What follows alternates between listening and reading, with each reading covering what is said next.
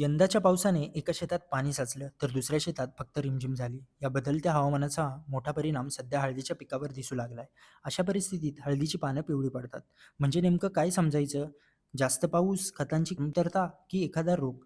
अनेक शेतकऱ्यांना याच ठिकाणी गोंधळ होतो आणि आज आपण हा गोंधळ दूर करूयात आजच्या या व्हिडिओच्या माध्यमातून. हे पहा, आपला गोंधळ होणं साहजिक आहे. पण हळदीच्या पिकाची पानं पिवळी पडण्यामागची वेगवेगळी कारणं असू शकतात. पहिलं कारण म्हणजे जास्त पाऊस, अतिवृष्टीमुळे शेतात पाणी साचतं. त्यामुळे मुळांना पुरेसा ऑक्सिजन मिळत नाही. मुळांची वाढ थांबते आणि अन्नद्रव्याचं शोषण कमी होतं. परिणाम पानंही पिवळे पडू लागतात. दुसरं कारण म्हणजे अन्नद्रव्यांची कमतरता. जर नत्राची कमतरता असेल तर संपूर्ण झाडाची पानं फिक्कट हिरवी किंवा पिवळी दिसतात.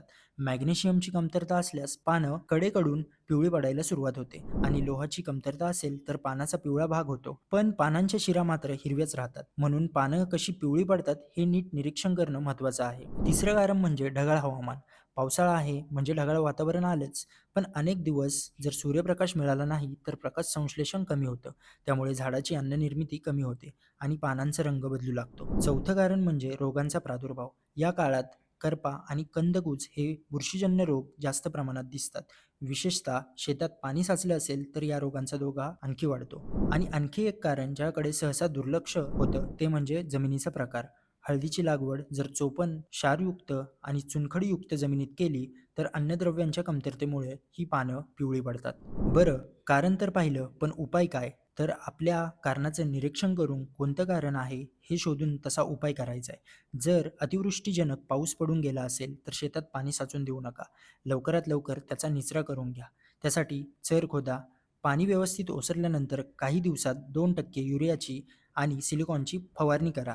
जर अन्नद्रव्याची कमतरता असेल, तशी लक्षणं दिसत असतील तर खतांचं नियोजन करायचंय. जसं नत्रासाठी युरिया किंवा अमोनियम नायट्रेट, कॅल्शियम नायट्रेट किंवा डी-ए-पीचा वापर करता येतो. मॅग्नेशियमची कमतरता असेल तर मॅग्नेशियम सल्फेट, तर लोहाची कमतरतेसाठी फेरस सल्फेट ही खतं ज्याची कमतरता आहे त्यानुसार द्यायची आहेत. याचं प्रमाण सहसा 25 किलो प्रति एकर असतं.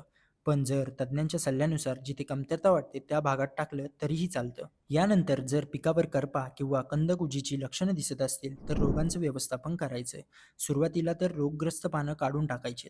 पण जर प्रभाव वाढला असेल तर मॅन्कोझेब 2 ते 2.5 ग्रॅम किंवा कॉपर ऑक्सिक्लोराईड 2.5 ते 3 ग्रॅम प्रति लिटर पाणी या प्रमाणात फवारणी करावी.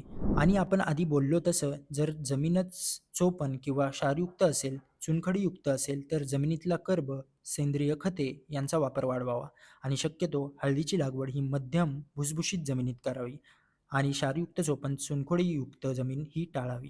अशा प्रकारे पाणी पिवळी पडतायत म्हणून खतांचीच कमतरता असेल असं नाही. आधी कारण ओळखावं आणि मगच उपाय करावा. योग्य निदान केलं तरच पीक वाचेल आणि उत्पादनही टिकून राहील. ही माहिती कसबे डिग्रज येथील हळद संशोधन योजनेतील प्रभारी अधिकारी डॉक्टर मनोज माळी यांनी दिली आहे.